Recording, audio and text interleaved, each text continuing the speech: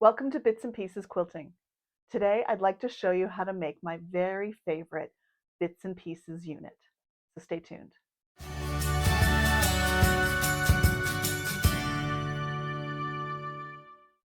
Hi, I'm Michelle, and today I'm going to take you through every step to make these really adorable Bits and Pieces unit. These are saved from the sew and flip method of block construction and made into usable squares for other projects. Let's dive right in. This is a quilt called Flower Boxes by Kim Brackett, and it's these pieces right here that are the sew and flip units and the source of the bits and pieces that we're going to use to make our scrappy quilts. In this part of the video, I'm actually sewing the original units for the Flower Boxes quilt. So I have a piece of background fabric with a line drawn down the center, and I'm just sewing it through the machine across the brick, and you can see I've got a whole stack of them lined up here. And the idea is that you sew these squares onto the rectangle, and then you press the unit, you press the square so that it becomes a triangle across the unit, and it's called the sew and flip method.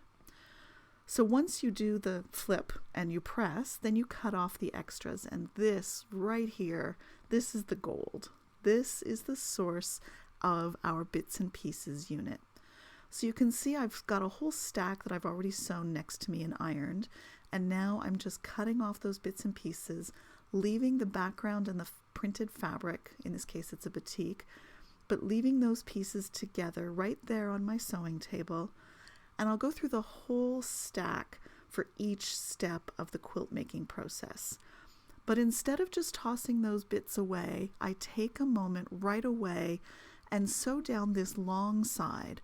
I'm not going to try and make a half square triangle with these pieces because they are tiny.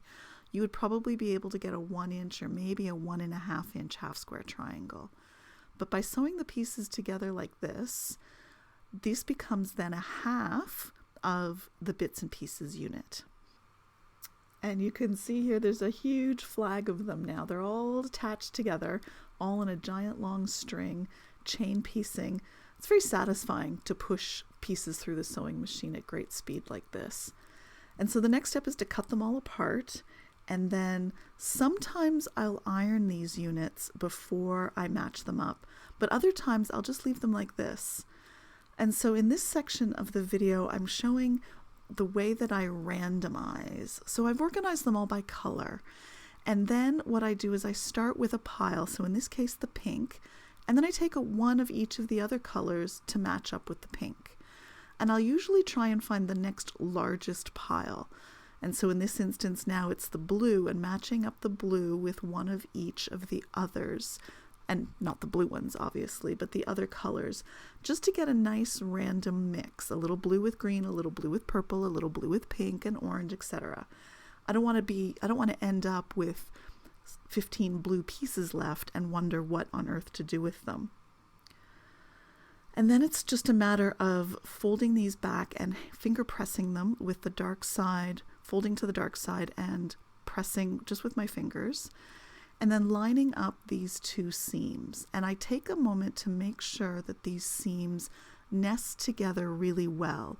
I'm not worried about the ends meeting. I'm not worried about any of the corners meeting. I just want to make sure that those two seams are nested together so that when I put them through the sewing machine, they're nested nice and tight. And then when you open up that unit, you have a nice finished center.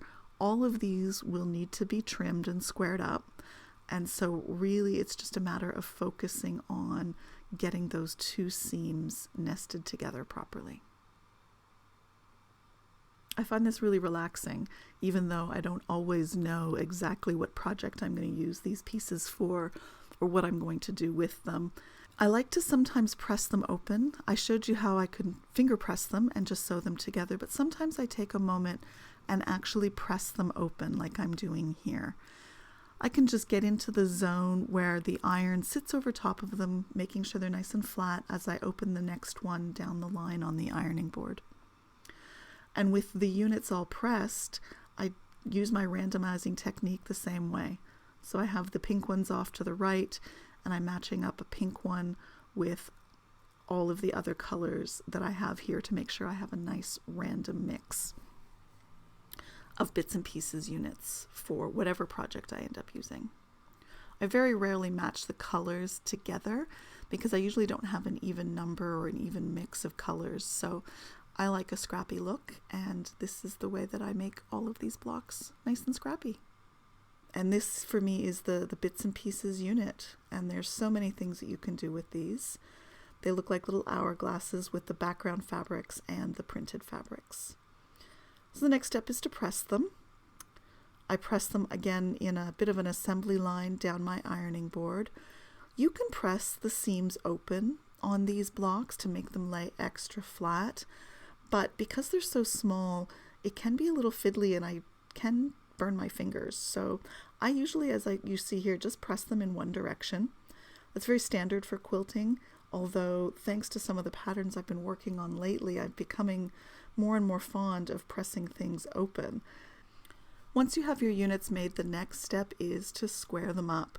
And this can be really time consuming, but it is essential in order to use these units. I find that a 2-inch finished block is the best size for me. The units I started with at the beginning of the video were 2.5-inch squares placed on a rectangle that was 2.5 inches wide. And so 2 of the offcuts sewn together into these hourglass bits and pieces block can be squared up really easily to 2 inches. You might be able to squeeze a 2.25-inch piece out of this, as you can see from some of my scraps that I've trimmed off, but 2.25 is really tough to line up. And so to square them, I put the 1-inch line, as you can see here in the video, right in the center of the unit. And I make sure that the 45-degree line on my ruler is lined up along that diagonal edge, and then just square up both sides.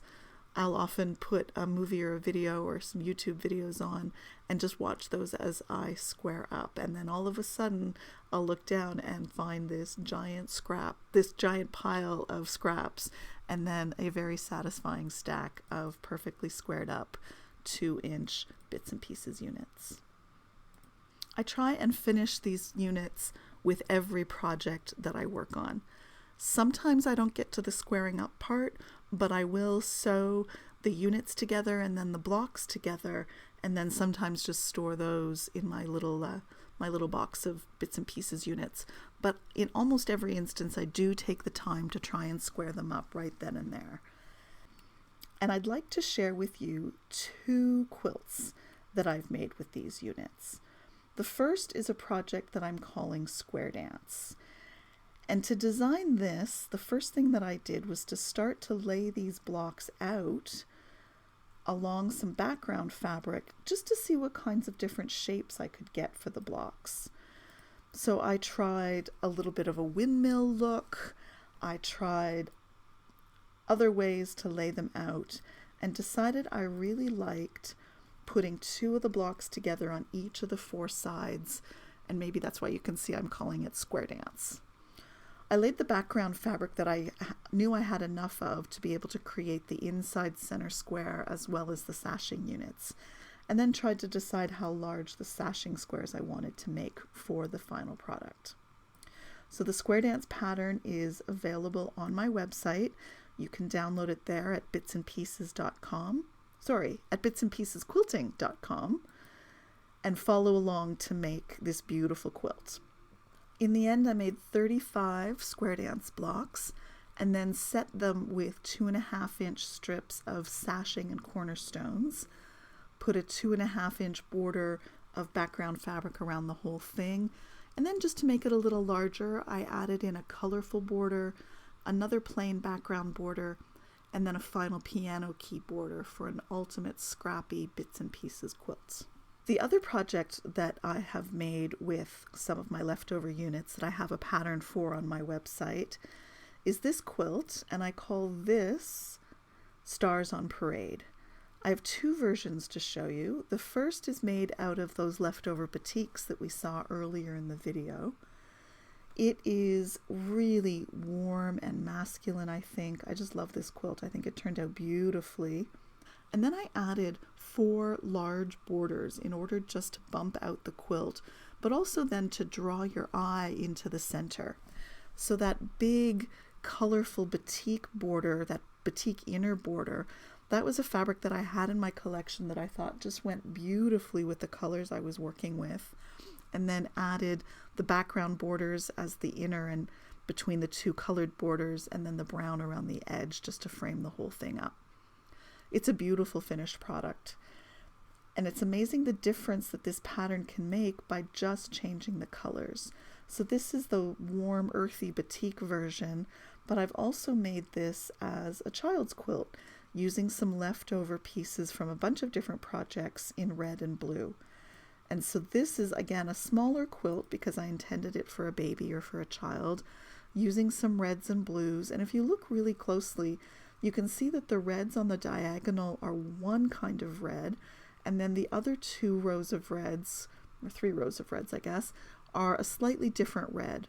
Same thing with the blues. These aren't all from the same leftovers. They aren't all from the same leftover project.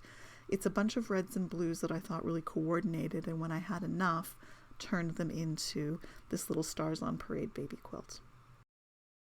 I hope you're inspired to save the offcuts from the sew and flip method and make your own bits and pieces squares. I've got my box of them right here from the most recent projects I've worked on.